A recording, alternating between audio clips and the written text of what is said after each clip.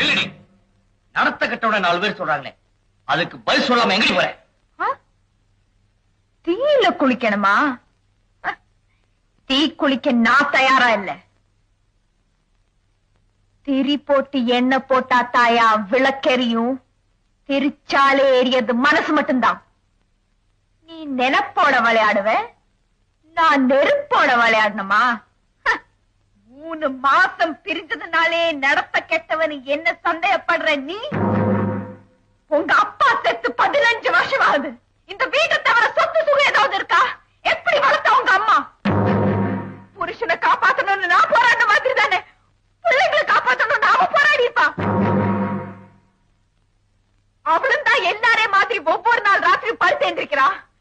விடிஞ்சு எந்திரிக்கும் போது அவ படுக்கையில மட்டும் ஏதாவது பணம் இருந்ததா?